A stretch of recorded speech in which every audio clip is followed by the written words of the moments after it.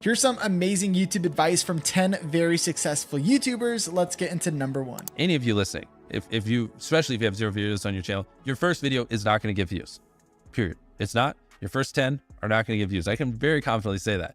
So stop sitting there and thinking for months and months on end and just get to work and start uploading. Like, all you need to do, this applies to people who have not uploaded videos but have dreams of being a YouTuber, is make 100 videos and improve something every time. Do that. And then on your 101st video, we'll start talking like maybe you can get some views, but you know, your first 100 are gonna suck. There are very freak cases like Liza Koshy or Emma Chamberlain who have really good personalities and it doesn't take them as many videos. And it's just like people who are 7'5" and making the NBA. Like, yes, there are freak cases you can find, but for the average person like us, you know, who don't have these exceptional personalities and, you know, backgrounds in filmmaking, just make 100 videos, improve something each time, and then talk to me on your 101st video. Well, the improve something each time is the tricky one. How do you improve something each time? The second one, just, I don't know, put more effort into the script. The third one, try to learn a new editing trick. The fourth one, try to figure out a way that you can have better inflections in your voice. The fifth one, try to, you know, study a new thumbnail tip and implement it. The sixth one, try to figure out a new title. There's infinite ways. That's the beauty of content creation online. There's literally infinite ways, from the coloring to the frame rate, to the editing, to the filming, to the production, to the jokes, to the pacing, to every little thing can be improved, and they can never not be improved. There's literally no such thing as a perfect video.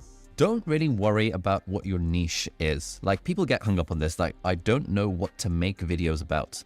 It would be like a writer saying, I don't know what to write about, therefore I'm not going to write. Or like an artist saying, I don't know what my masterpiece is going to be, therefore I'm not going to hold a paintbrush. It's totally okay for your niche to emerge over time. Yes, you can take a very calculating route and plot it out in advance and be like, okay, this is my path. Or you can do what I recommend, which is just start making videos on YouTube about whatever you enjoy, whatever you want. If I was starting on YouTube, I wouldn't really worry about the niche thing. I just think, you know what, let me make videos about the things that I enjoy, maybe some close-up magic because I'm not a total loser. Maybe like iPhones, maybe like, you know, my favorite pen, maybe like, you know, tips of getting started on YouTube, maybe life as a medical student, maybe like whatever experiences in my life that I enjoy talking about and that I think I could teach on the internet.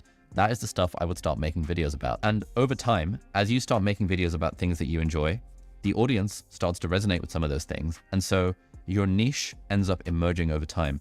I never thought I would be a productivity YouTuber, but I seem to have become a productivity YouTuber because that niche just sort of emerged over time. It was not forward planned in advance. And so if you've got a lot of interest, if you've got a lot of things you're interested in, or even if you don't know what to talk about on YouTube, just start making stuff and you will figure it out. Don't be one of those writers who says, I don't know what my bestseller book is going to be about, therefore I'm not going to write a single word. It's the same with YouTube. Who cares if you don't know what your niche is? Your niche will change over time. I started off making videos for medical school applicants. I now no longer care about medical school applicants in terms of making videos, and therefore it just sort of changes over time. So don't worry about it. Don't overthink it. Just make the videos that you enjoy at the start. Strongest call to action is to watch another video. Because now all of a sudden your channel went from like, say 8 minutes of watch time to 16 minutes of watch time if they watch another one. And it shows that this person is in your little watch web. It also gives you another ad impression. Like, that is the metric that YouTube cares about. Sure, you can ask them to comment, you can ask them to like, that's totally fine.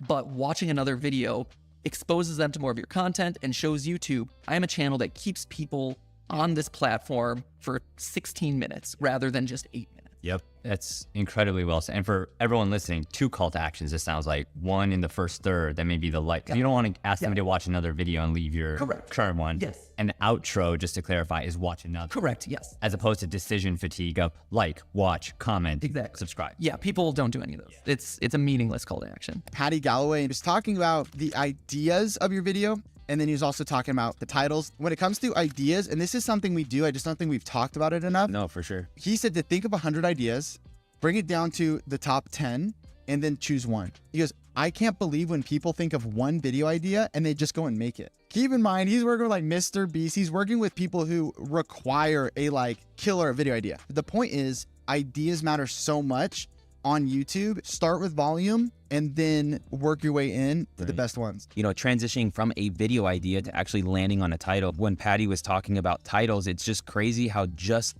the reframing of the right title will cause so much interest. And his word was curiosity. He gave a really cool example. He was working with a client and the first variation of the title was inside a $1.7 million New York loft. They didn't really love it. And there was nothing really interesting about it except the money value, but there's probably more expensive ones or whatever, right? So then they changed it to, I found the best loft in New York, and they liked it better. They thought it improved. And then they added one more thing to it, which was, I found the best loft in NYC, ... but nobody wants it. And they were like, that's the title, to open up this curiosity loop. If it's the best loft in New York City, why does nobody want it? How can you breed curiosity into that? Because naturally, you want to click on something that sparks curiosity. You want to know the answer, and so you want to click on that. Videos to make. How much are you good? How much does it play on your mind of, oh, I know if I make this sort of video, it'll get this many views, versus more like, I feel like making this video because I feel like it.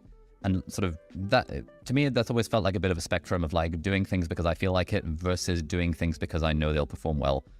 How do you think about sort of videos along that spectrum? Yeah. So I think this is super lucky that the videos that I know will do well are the most interesting to me also, because they're about probably a piece of tech that is so cool that I want to check it out anyway, right? So on one half, it's like, what videos will do well? It's the hottest gadgets, the most impressive new things that people haven't seen before, collaborations with really cool, interesting people. Those I know before we make them are like, oh, those are going to do pretty well.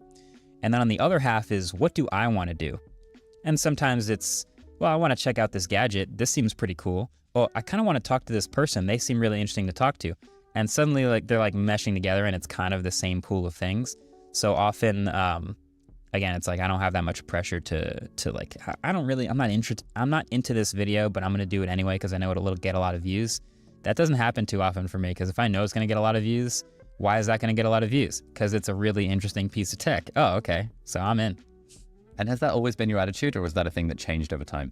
I think that's something I figured out over time. I know that there are videos that I make that aren't going to blow up like the ones that are the most popular gadgets, but I still want to share them because I still think they're cool. And I think if I can make the video in a way that actually shows why I'm so interested in it, then it will eventually be interesting to people and will catch on. So I think that's something I sort of learned probably in the second half of making videos, which is that, yeah, we can sort of justify pretty much any video we want. Ever a point where it's like, there's too much content, I can't watch it all? I think so. And that's why sometimes, creating even more content is not necessarily a bad thing, because somebody might skip a day. And if they watch your video today and they didn't watch yesterday, they'll be like, oh, I might go back. She had one yesterday, so let me go back and watch that. I mean, I think it's really just about like focusing on what your audience is. Sometimes you might not know what your audience is, but just listen to them. I mean, I'm very quickly able to tell if somebody likes a video or they don't like a video in the comments. And I think the most painful comments is the ones where people are like, man, I usually really like your videos, but this one wasn't my favorite. Oh. I'm like, oh, shoot, burn. Will you ever delete videos? No, I mean, I've definitely set some to private, mostly because it was just like announcement videos. Sure, yeah. So it's like, you don't want it up there afterwards. Yeah, it's like, hey, the come. meetup's over. Yeah, come meet me here. Well, that was like a week ago, so no. Right, okay. Even small YouTube channels can lead to big opportunities. One of the things that people make a mistake of is they're too focused on vanity metrics. And so we think, and we have mistakenly defined success on YouTube as you got to get a silver play button, you got to get a gold play button. It's about getting as many views as possible. And I believe that's a flawed definition of success. Views or subscribers are not the only metrics for success. One of the underappreciated benefits of starting a YouTube channel is the connections and communities that you build with your audience. YouTube allows you to build a loyal and engaged following, which can lead to opportunities for monetization, other forms of income, collaborations, and even career opportunities. So the mistake people are making is they're like, is it too late to start a YouTube channel? It's like, well, what do you even mean? Like, is it too late to start a viral YouTube channel? Well, why do you even need to go viral? What if you have a different business model? What if you get a promotion at your job? What if it leads to that next connection or that next partner? What if it leads to your future spouse? Like, there's a lot of opportunities that could come from starting a YouTube channel. And so, I just want to present you the data that possibly defining it just by subscribers or vanity metrics is a limited, if not completely flawed, definition of success. And if you want to jumpstart your views right now, and maybe you're not getting the momentum or the growth that you want, is jump on trends within your niche. Can you talk about how that completely changed everything to you and what your thoughts are when it comes to people jumping on trends, and what are your tips? Yeah, I think, doesn't he call that trend hacking? Yeah, for sure.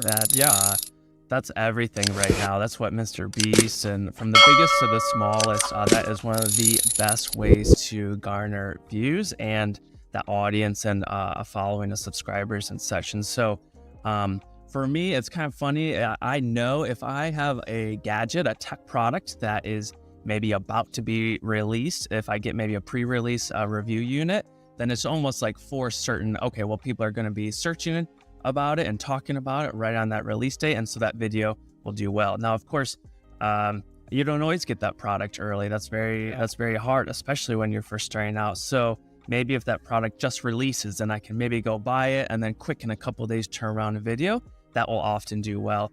Another thing is seeing that wave or that trend, the virality of something before it hits. I was on that wave right before it started to take off.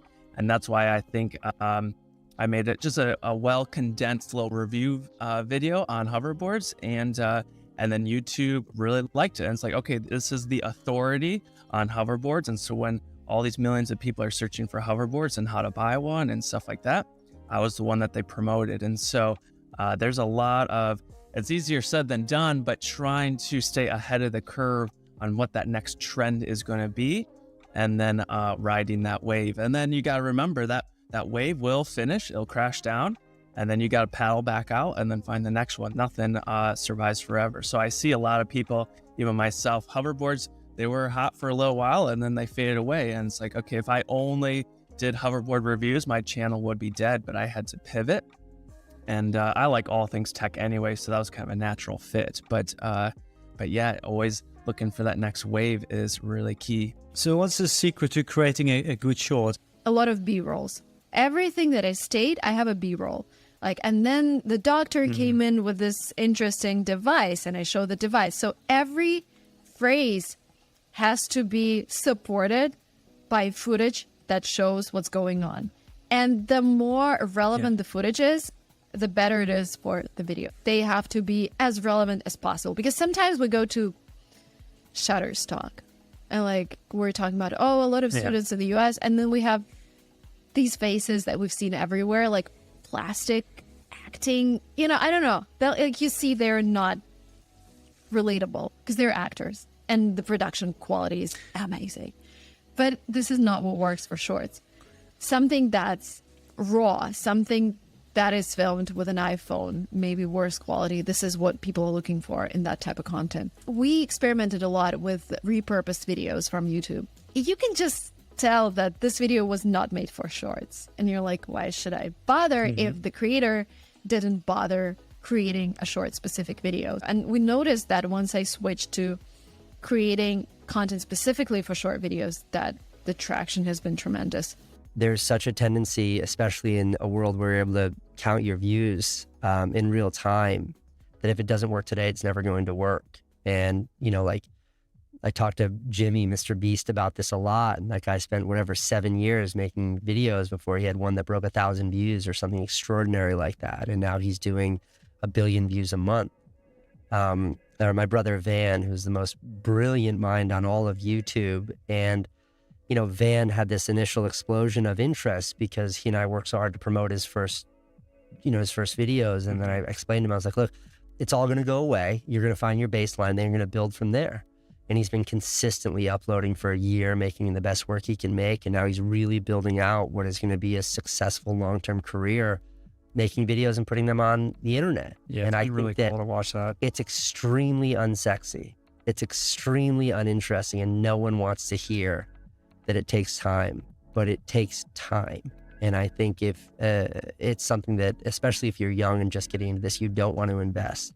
But patience is really the most undervalued aspect of succeeding in the world of media today. You have all the agency in the world. You don't need anything from anyone. But if you're not willing to commit the time to it, you're never going to find that success.